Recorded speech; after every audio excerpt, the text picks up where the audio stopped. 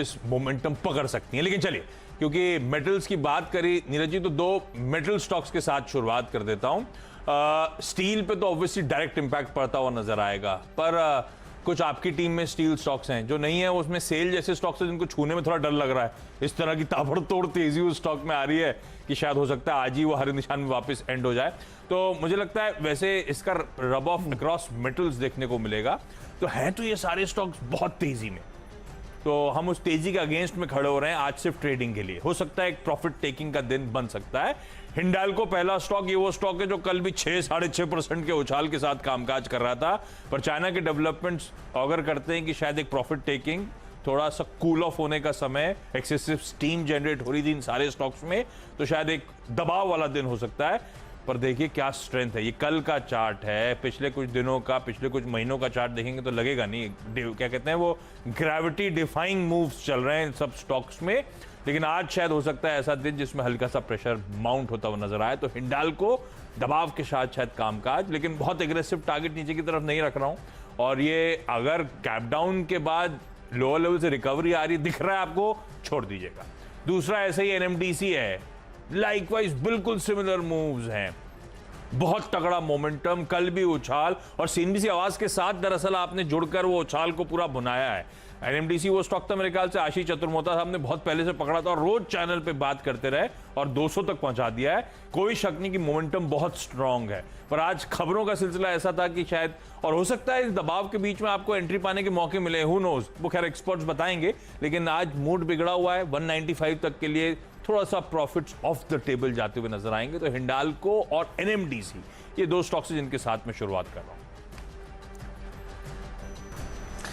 बिल्कुल, मैंने भी किया है, लेकिन पहले शुरुआत में कुछ दूसरे स्टॉक बताता हूं। एक जाइडस वेलनेस का कल रिजल्ट आया था, बहुत ही बढ़िया रिजल्ट है और इस स्टॉक को मैं बहुत पसंद करता हूं, क्योंकि ये जितने भी इनके प्रोडक्ट हैं, आप इनकी वेबसाइट पर जाकर पढ़िए, सब 90% मार्केट शेयर रखते हैं, चाहे वो शुगर फ्री हो या एवर यूथ करके इनकी जो पील ऑफ की क्रीम वगैरह आती है। लेकिन एनीवे, नतीजों पर नज़र डालते हैं। यहाँ पे 92% इनका जो है प्रॉफिट बढ़ते हुए दिखा है, 133 करोड़ का प्रॉफिट आया है।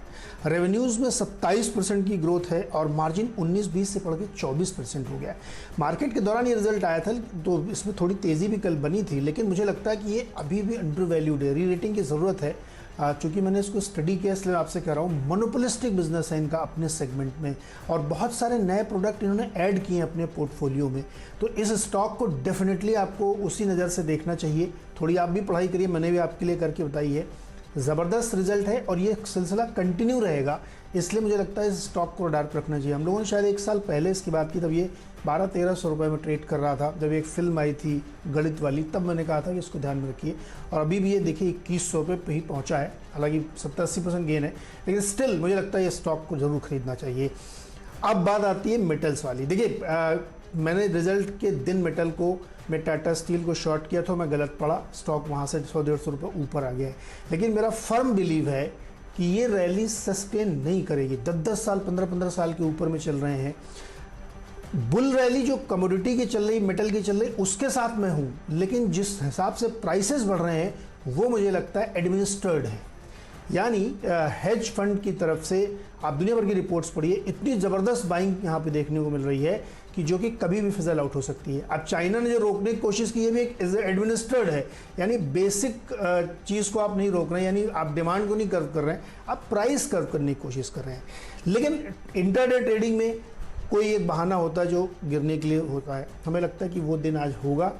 हो सकता है कि इसमें गैप डाउन हो तो आपको मौका ना मिले, या मैं गलत भी पढ़ सकता हूँ, मैं इस बात को रिकॉग्नाइज कर रहा हूँ। लेकिन मेरा बिलीफ है कि ये जो मेटल्स की रैली चल रही ना, दिन दूनी रात चौगनी, ये कहीं ना कहीं जाके तेज़ी से फिजल आउट होगी। तो इसलिए मुझे लगता है कि टाटा स्टील में बेच के चलना चाहिए। 12 साल के हाइस पे चल रहा है, 1216 पे। जेएसडब्ल्यू स्टील और जेएसपीएल वैल्यूएशन एकदम स्काई रॉकेटेड है, जो कि जस्टिफाई नहीं करते इनको। तो मैं लगता है कि इन तीनों ही स्टॉक्स में बेच के चलना चाहिए। जेएसडब्ल्यू स्टील के लिए 725 का टारगेट, जेएसपीएल के लिए 475 का टारगेट और टाटा स्टील के लिए 1190 का टारगेट। ओह, तो स्टील का तगड़ा तड़का है, सब में बिकवाली करने के मौके। आज तो खैर वाकई दबाव के साथ शायद इन स्टॉक्स में कामकाज होगा, पर आगे भविष्य क्या है, ये सवाल का जवाब मिलेगा अगर आप ये जवाब ढूंढ लें कि ये कमोडिटी की साइकिल है कि कमोडिटी की सुपर साइकिल है। सुपर साइकिल है तो फिर तो रोके ना रुकनी। और साइकिल है तो मोमेंटरली करेक्शन सीरियस